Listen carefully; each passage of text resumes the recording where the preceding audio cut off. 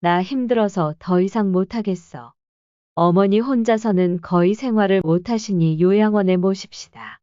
나 혼자 7년을 모셨으면 내가 할 도리는 다 했다고 생각해. 어떻게 어머니를 요양원에 모셔? 너가 그러고도 사람이야.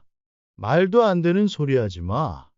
그럼 모른 척 나한테 아픈 어머니 맡기는 당신이랑 당신 형제들은 사람이니? 난 더 이상 못하니까 어머니 자식들이 알아서 모셔.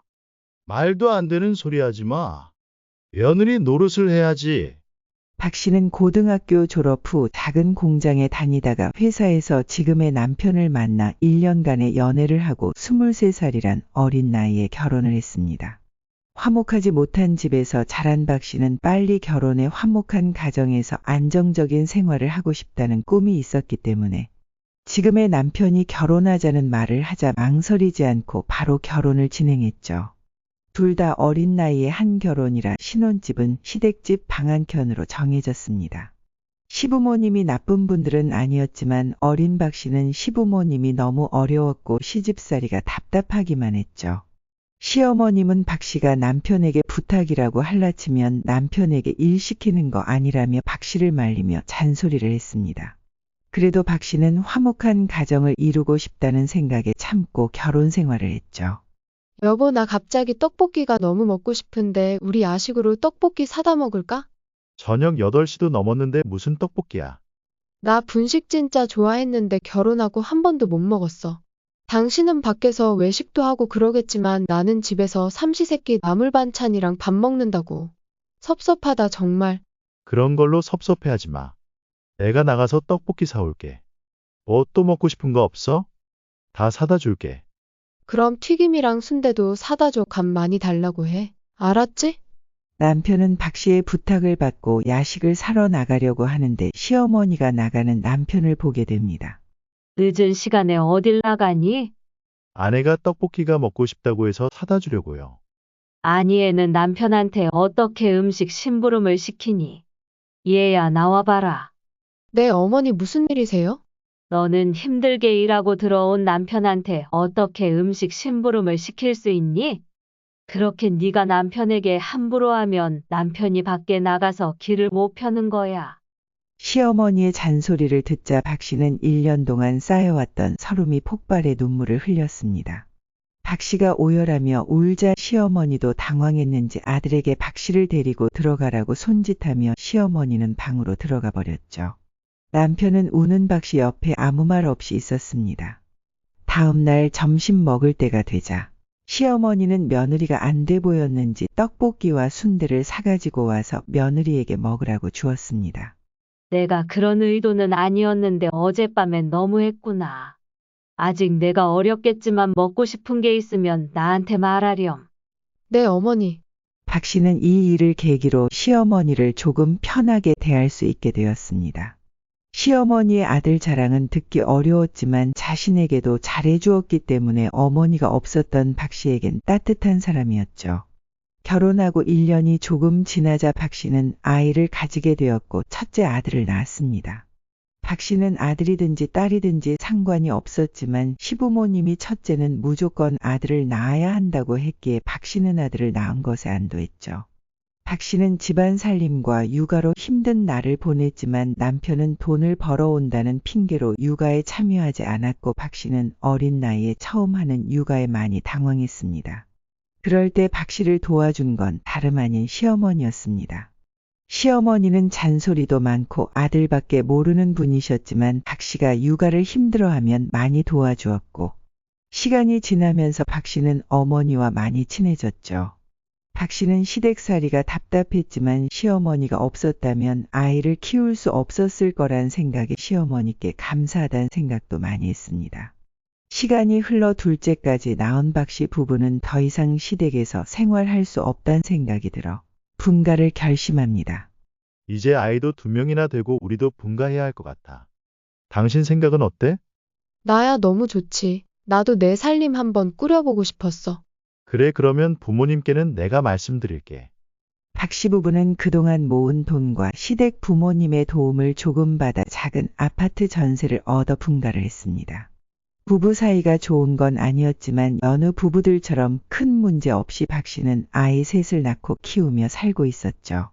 그런데 갑작스런 시아버지의 사고 소식을 듣고 온 가족이 놀라 병원에 가게 됐습니다. 어머니 이게 무슨 일이죠? 아버지는 괜찮으신 거예요? 너희 아버지 차를 음주 운전하던 트럭이 덮쳤다는구나. 형 아버지 상태는? 급하게 수술을 시작했는데 상황이 좋진 않다고 하네. 우선 기다려보자. 시아버지는 수술을 받았지만 결국 돌아가셨고 온 가족이 슬퍼했습니다. 특히 남편을 하늘처럼 생각하며 의지하고 지내시던 시어머니의 충격이 컸죠. 장례식이 끝나고 남편 형제들은 어머니를 모시는 일에 대해 의논을 했습니다. 형이 장남이니까 어머니는 형이 모셔야 하는 거 아니야? 우리 딸이 올해 고등학교 들어갔잖아. 한창 공부해야 하는데 어머니와 같이 사는 건 무리야. 너희 애들은 아직 어리니까 어머니랑 사는 거 괜찮을 것 같은데. 우리는 분가한 지 얼마 안 됐잖아. 그리고 부모님이 형은 장남이라고 평소에 지원도 많이 해주고 결혼할 때 아파트도 사줬는데 이제 의무를 해야지. 하여튼 나는 어머니 못 모셔. 그럼 둘째가 모시는 건 어때? 같은 여자니까 통하는 게 더 많을 것 같은데. 오빠 나는 여자라고 차별받으면서 컸어. 엄마는 남자들한테는 집안일 손도 못 대게 했잖아. 나는 집안에서 할 만큼 했어. 그리고 나는 여자라고 받은 것도 없다고. 받은 거 많은 남자들이 어머니 모시는 게 맞는 거 아니야? 형이랑 누나 진짜 너무한다. 그럼 어머니 혼자 계신데 어떡해? 형제들의 대화를 우연히 듣게 된 시어머니는 방으로 들어오시더니 아직 멀쩡하니 혼자 살아도 된다며 자식 키워봤자 소용없다는 이야기를 했습니다. 어머니는 혼자 사시는 걸로 결론이 났고 남편과 남편 형제들은 처음엔 어머니에게 연락을 자주 했지만 곧 연락이 뜸해졌죠. 시아버지가 돌아가신 지 얼마 되지 않았는데 혼자 계시는 어머니가 신경 쓰였던 박 씨는 시간 날 때마다 어머니를 찾아갔습니다. 어머니 저 왔어요. 식사는 하셨어요? 아니, 아직 안 했어. 어머니 그러면 저랑 같이 외식해요. 길가에 칼국수집이 새로 생겼던데 거기 어떠세요? 그래, 오랜만에 칼국수 먹자꾸나. 남편도 박 씨가 어머니를 자주 찾아뵙는 걸 은근히 좋아했고 박 씨는 며느리 노릇한다는 생각으로 시어머니와 시간을 보냈습니다. 시어머니는 조금씩 안정을 찾아갔고 박 씨는 어머니를 찾아뵙는 횟수를 조금씩 줄였죠.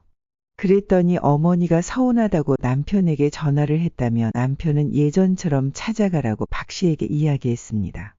어머님이 오늘 전화하셨는데 당신 방문이 너무 뜸하다면서 바쁘냐고 물으시더라. 시간 날 때마다 어머니 좀 찾아가. 노인네 혼자 얼마나 외롭겠어. 여보 아버님 돌아가신 지도 꽤 지났고 나도 아이들 챙기고 살림하느라 바빠.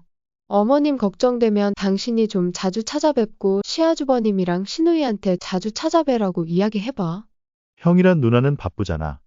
당신은 일도 안 하는데 뭐 바쁘다고 어머니 한번 찾아뵙는 것도 힘들다고 그러는 거야. 아이 셋 혼자서 키워봐 얼마나 할 일이 많은데. 박 씨는 이 일로 남편과 심하게 싸웠고 남편이 미워지자 시어머니를 더 찾지 않게 됐습니다. 그리고 박 씨는 자신을 놀고 먹는 백수 취급하는 남편의 태도에 화가 나 돈을 벌어야겠다고 생각했죠. 그러다 우연히 SNS에서 인플루언서로 돈을 번다는 사람들의 이야기를 듣게 됩니다. 박 씨는 평소 살림을 잘한다는 이야기를 주위에서 많이 들었고 박 씨가 사용하는 물건들을 소개해 달라는 경험이 몇 번 있었습니다. 그래서 박 씨는 집안일을 하면서 간간히 자신이 쓰는 주방 용품이나 그릇들을 인스타그램에 올렸고 사람들이 모이기 시작했죠. 사람이 모이자 박 씨는 자신이 쓰는 물건을 공동 구매를 진행했고 적지 않은 돈을 벌기 시작했습니다. 처음 인스타그램을 시작했을 땐 쓸데없는 짓 하지 말라던 남편도 박 씨가 돈을 벌기 시작하자 좋아했죠. 시간이 흘러 아이들도 성인이 되고 이제 살림에서 벗어나서 자유롭다고 생각한 순간 시어머니가 다리를 크게 다치는 일이 생겼습니다. 시어머니는 수술을 받았지만 연로하셨기 때문에 완전히 회복하지 못했고 더 이상 혼자서는 생활할 수 없는 상황이 되었죠. 남편의 형제들은 다시 한번 어머니를 모시는 일로 이야기를 하게 됩니다. 형 이젠 아이들도 다 컸으니까 어머니 형이 모셔요.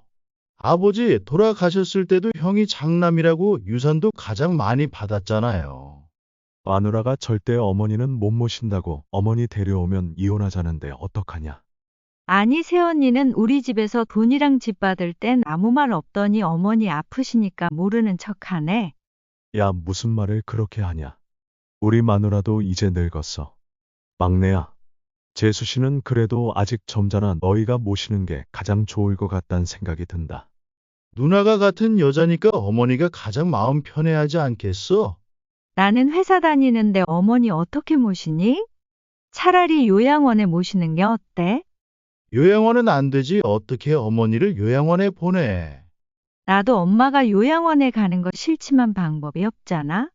남편 형제들은 서로 어머니를 모시지 않겠다는 이야기만 하다 결론을 내리지 못했습니다. 태어난 어머니는 결국 시아주버님 집으로 들어가셨지만 일주일도 버티지 못하고 형님은 시어머니를 모시지 못하겠다고 이야기했고 어머니는 시누이 집으로 가게 됐죠. 하지만 직장 생활하는 시누이가 어머니를 잘 챙길 리 없었고 시어머니는 딸의 집에서 눈치를 보며 불편하게 생활을 해야 했습니다. 불편한 생활을 하던 시어머니는 울면서 차라리 혼자 살겠다고 이야기했죠. 어차피 보살펴주지도 않는데 차라리 편한 내 집에서 혼자 살란다. 엄마는 그 몸으로 어떻게 혼자 사신다고 그래요? 그래요. 그 몸으로 혼자 사는 건 무리예요. 됐어. 어차피 다들 아침에 나가서 집에 사람도 없어. 나 화장실도 누가 올 때까지 잘 가지도 못하고 힘들어서 못 살겠어. 박 씨는 남편에게 어머니가 우셨다는 이야기를 전해 듣고 마음이 좋지 않았습니다. 박 씨는 신혼 초 아무것도 모르던 자신에게 살림을 알려주시고 육아도 많이 도와주셨던 시절이 생각이 났고 박 씨는 어머니를 모시기로 결심을 하죠. 여보, 내가 생각해 봤는데 어머니 우리가 모십시다. 진짜? 물론 힘들겠지만 어머니를 아무도 없는 집에 계속 둘 수도 없고 옆에서 누가 부축만 해드리면 움직이실 수는 있으니까 내가 모실게. 여보 고마워. 그렇게 박 씨는 다시 시어머니와 같이 살게 됩니다. 남편의 형제들도 고맙다며 어머니의 생활비를 내겠다 했고 박 씨에게 돈을 보냈죠. 시어머니는 거동이 불편하셨지만 도움을 받으면 움직일 수 있었기 때문에 움직일 때와 밥을 챙겨드리는 시간 외에는 박 씨도 틈틈이 일을 할 수 있었습니다. 하지만 어머니의 상태는 시일이 지날수록 나빠졌고 박 씨는 시어머니 곁에서 한시도 눈을 뗄 수 없는 상황이 되었습니다. 남편도 처음에 어머니가 오셨을 땐 같이 모시는 듯 했지만 시간이 지나자 자신은 바쁘다면서 어머니를 전적으로 박 씨에게 맡겼죠. 박 씨는 어느 순간부터 자신의 일은 전혀 하지 못했고 인스타그램 활동도 접어야 하는 상황이 왔습니다.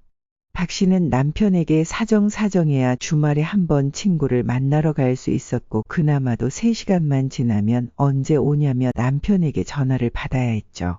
당신은 어디야? 나간 지 3시간이 지났는데 언제 들어와? 친구 만나서 이야기하고 있어. 나 6개월 만에 친구 만나는 거야. 박 씨는 어머니 병수발을 자신에게 맡기며 밖으로만 도는 남편에게 서운하다는 생각을 했습니다. 그렇게 어머니를 모신 지 7년이 지났고 시어머니는 기력이 쇠해져 침대에서 거의 나오지 못하고 누워만 있었습니다. 박 씨는 움직이지도 못하는 시어머니 곁에서 하루 종일 있으면서 온갖 수발을 들어야 했죠. 하지만 남편 형제들은 박 씨가 시어머니를 모시는 걸 당연하게 생각하면서 자신들은 어머니의 생활비를 내고 있으니 모든 책임을 다했다고 생각했습니다.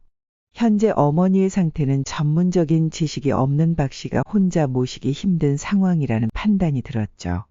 여보, 어머님 이제 의식도 별로 없으시고 거동도 못 하시는데 이제 요양원에 모십시다. 말도 안 되는 소리 하지 말어. 나 혼자서 어머니 모신 게 벌써 7년이야. 집에서 어머니 병수발 들고 나 혼자 어머니 모시고 병원에 다녔어. 다들 어머니 위한다고 말만 하고 실제로 고생하는 건 나잖아. 당신 며느리야. 당연히 해야 하는 일로 유세 부리지 마. 당연히 해야 하는 사람들은 내가 아니라 자식인 당신이랑 당신 형제들이지. 나는 더 이상 못해. 내가 7년 모셨으니 이젠 다른 사람이 모시라고 하던지 요양원에 모시던지 알아서 해.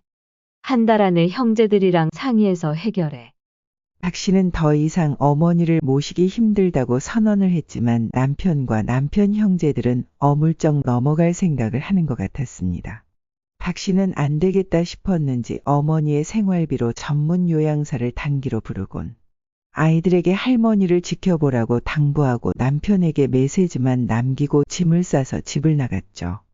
박 씨가 자리를 비우자 남편은 상황을 심각하게 받아들였고 요양원은 절대 안 된다고 반대했던 남편의 형제들은 박 씨가 포기 선언을 하자 어머니를 바로 요양원으로 보내버렸습니다.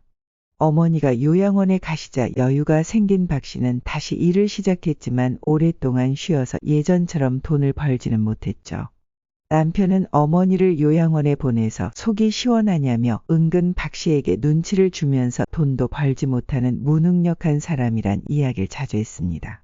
어머니 요양원에 보내고 대단한 일이라도 할 줄 알았는데 돈도 못 벌고 참 잘하는 짓이다. 어머니가 그렇게 소중하면 당신이 회사 그만두고 모시던지 당신 퇴근하고 나서도 인사만 꼬박하고 신경도 안 썼잖아. 당신은 나 비난할 자격 없어. 며느리가 시어머니 모시는 게 뭐 대단한 일이라고 집까지 나갔는지 나는 도저히 이해가 안 된다. 박 씨는 어머니를 요양원에 보낸 이후 자신을 자주 비난하는 남편과 자주 다투게 되었습니다. 심지어 요양원에 있는 시어머니를 제일 자주 찾아뵙는 사람도 박 씨였지만 남편은 그동안의 박 씨의 노력은 당연히 생각하면서 어머니를 모시지 않는다며 비난을 했죠. 그래서 박 씨 부부는 싸우는 일이 점점 잦아졌고 박 씨는 억울한 마음이 들었습니다. 그러던 중 어머니가 돌아가셨습니다.